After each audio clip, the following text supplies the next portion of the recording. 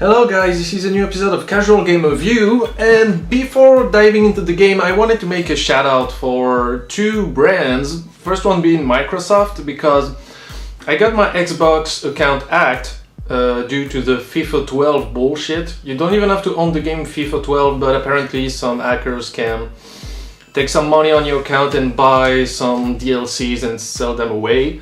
Xbox was really reactive about it, and they restored everything on my account. They give me my money back, my Microsoft points back, and 2 months of subscription, which is nice. So thanks to them, because they were really professional about it. And the second one being Steam, because when Steam screws up, and it's a lot, we always say it. But when they do something good, we don't really do that much. And basically I had a problem with the video game that wouldn't work. It was Batman Arkham City, which I wanted to make an episode about, but I can't run it on my computer. So I asked for a refund and I had to send them several emails, and after a while they gave me my money back, which brings me to the point of today. With that money back, I bought Saints Row 3 on PC. So what I'm going to say is really weird. But to give an overall point to that, is Saints Row 3 good? Yeah, but no. I told you I wouldn't make sense about it. The thing is, the game is so fun, it's so over the top, you got so many toys to play with that you kind of lose interest pretty quickly. Now I'm going to go back a little bit, and now we're going to do several parts of the games. First thing is the story. The story is completely batshit crazy, and once you establish that, you can roll with it. You know the game is crazy immediately when the first mission you have to rob a bank, and apparently the Saints, it's a gang, rob a bank, but apparently they became really popular because, you know, when you're in crime or you're a gangster, you become so popular that you can do anything you want. And basically they own this major media company, so now they make movies, they got product placement and stuff like that, but they keep on robbing banks. Why? I don't know. But the thing is, the first thing is really over the top because people ask them for autograph while they're robbing a bank, and yet still the police try to stop them. Already it's pretty fucked up. And then the police catch you, and here comes the plot, which at first is okay. Basically, like 3 other gangs want to take control over the city, so they put you down, they cut all your fundings, you have no money, your army is almost gone, your gang or whatever. And it's where the games lose it immediately, because after 2 hours of gameplay out of 15, I beat the game in 15 hours. After 2 hours, you got so many incomes, so many weapons, so many vehicles, like tanks and stuff like that, that you're already overpowered. And you have absolutely no sense of difficulty or not even the slight demonstration of challenge. And that's why the game basically ruined it so much. That's why I say it's so much fun that it's not funny anymore. Like, you're so overpowered. I mean, it's fun, like, if you want to play a little bit, that's a positive point of the game. If you want to just play the game like really casually, like you think, oh, I got 10 or 15 minutes to kill before going to somewhere, going out or whatever, you can make the story missions because they are fun, but basically it always resumes to go there and shoot those guys in the face or blow up that thing. And that's all you're gonna do for the entire game on the main story mission. Well, sometimes you have to like infiltrate some base, but it's still go there and shoot those guys, always, and you get so many weapons and stuff like that. The second problem when I talk about incomes, when you finish a mission you get money. Cool. When you punch people in the street you get money. When you get money, you buy buildings and shops. If you buy shops, they will give you a certain amount of money every hour. You collect money and you get a discount. So weapons and stuff like that are cheaper, but then again, when you go on a mission, you will pick up so much ammo and weapons, and you will end up like winning a tank or a plane or a jet fighter at the end of the mission. Why buying money? Why buying weapons? Sorry. You can also buy buildings, and really early in the game I had like 10 or 15 buildings and shops, and every hour I would have like $10,000 falling into my account, plus the mission money, I'm sorry. But I'm really trying to know what to say about this game because it's so weird. So you get really early in the game, a lot of weapons, a lot of fire behind you, you get a lot of money, you don't know what to spend it on. You can buy abilities to run faster, take more damage and stuff like that, and basically, and even early in the game, you're pretty strong. So basically at some point you become Robocop. You're invincible and you can ask people to help you or to deliver cars. And that's why I lose it. And again, to go back to the wackiness of the game, really early I decided to roleplay as like a schoolgirl with a superhero mask. And at some point I realized, wow, I'm Hit Girl from Kick-Ass. Because even though I'm a gangster, I'm a crime lord, I'm fighting for the city to get better because the other crime lords really want to fuck things up and the army wants to destroy everything. And you hear you're a boss of organized crime and I'm dressed as Hit Girl and I'm killing baddies in the most bloodiest, goriest way possible. And to add fun to that, I gave her a heavy Scottish voice. Sorry. What you thinking? Some asshole is in my pool.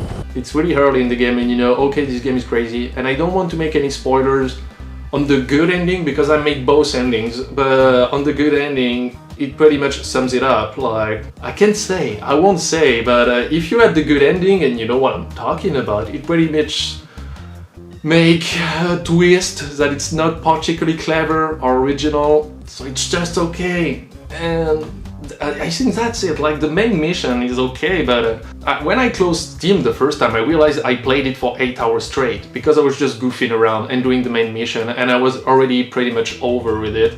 And then I played again 2 times to finish the game, but with no sense of accomplishment. Like, I was just calling for the main mission, do it, go back to the base, take weapons, go back, take another mission. And I pretty much played like a robot with no sense of urgency or difficulty. And I think I didn't have a single time a game over screen or like I died or something. If I died, most of the time when I screwed up a mission, it's because you were supposed, like, you got this bomb on a truck, no, or a computer, and you have to catch the computer without damaging it. You have to shoot on the tires of the truck. And the thing is, they give you a fucking huge tank, and if you shoot with the left mouse, you shoot a beam that will destroy the computer. And it doesn't tell you that because the tutorial screen appears really quickly and you don't know what you're doing. So I shot immediately the truck and bam, game over. Like, oh. And then the game over screen tells you, no, you have to use the right click button to shoot the tires. Okay, I'm gonna do that, do it, win. And that's it. I hope you understand what I try to say with that. I don't say Saints Row is a bad game. That's the thing. If you would ask me, should I buy it or not? I would say yes, buy it, because you will have a lot of fun. But maybe not at that full price of 50 euros or $50 for you guys on PC. I think it must be $60 on consoles. Because the thing is, it's a sandbox game, like GTA or whatever. But you got so much really early in the game that you have no sense of progression. Like, you don't start at the bottom of the chart. You're already up, and the other guys basically only have sticks and stones to fight against you. So you're like a superhero. Basically, it reminds me of a Crackdown, where you're a superhero cop with superpowers. It's the same. You can do pretty much anything you want. That's fun. That's fun, but not if you base your entire game on this. Like, I remember Saints Row 2 was funnier and more entertaining because you actually feel like you had to climb the ladder to get on top. Here you pretty much steamroll against everybody. After that, the graphics are not fantastic, but as far as I remember, they were not like, wow, it's so beautiful, but there's no much lagging. There's no clipping issues, so it's pretty well done. It's well optimized, but it will not blow your mind. The gameplay is good, actually, because I didn't encounter as many problems as before, because the cars and planes and stuff like that are really easy to move around, maybe too easy, and maybe that's a problem. But and the city, the map of the city looks big. There's no area to unlock. Everything is unlocked from the beginning. And I look at the map the first time, I'm like, oh, it's huge. And then I realized, no, it's not. Because I had this mission in the top left corner. It's right for you, but for me it's left. Top left corner, and I had to go all the way back down at the bottom right corner of the map. I was like, wow, it's going to take me hours. So I grabbed the first car I found, and I basically traveled the city, and it took me like 2 minutes max. So the city is really not that big, and like I said, in the middle part of the game you will get a jet fighter plane that can turn into fast mode. You press a button, actually pretty funny, it's like a transformer. You get this normal plane that shoot missiles, and when you press, it turns into a really fast plane, and like 10 seconds to go all around the city. So you understand what I mean. Like, if you want some instant fun, like turn on the game, have fun, and with no replay value, because except for to have the second ending, but it's really not worth it to replay the entire game. Just load your latest save. So it's fun, it's definitely fun, but way too much. Like that's the main word for the game, too much. Really over the top. I don't know what to say more about it, but here's the question of the day, because it's a recurring topic I want to do now on Casual Game Review. It's basically ask you guys a question and you comment on it. You say anything you want, because I like to see people's opinion, not basically discussing my opinion, but I really want your on one question. What is for you, or what would be a good sandbox game? Because for me, for example, I think a good one was like Red Dead Redemption. It was fun because the story mission was good and actually challenging. The map felt sometimes a little bit empty, but it had the right idea. Maybe not perfect. I remember GTA 3 for me was the best one. It was the only GTA I finished. GTA 4 was a little bit too gritty and into realism. Wasn't that fun.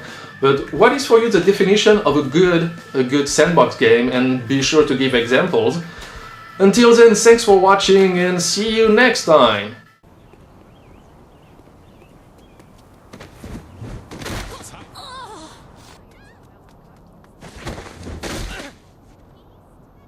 Woo! Just stop fighting and surrender.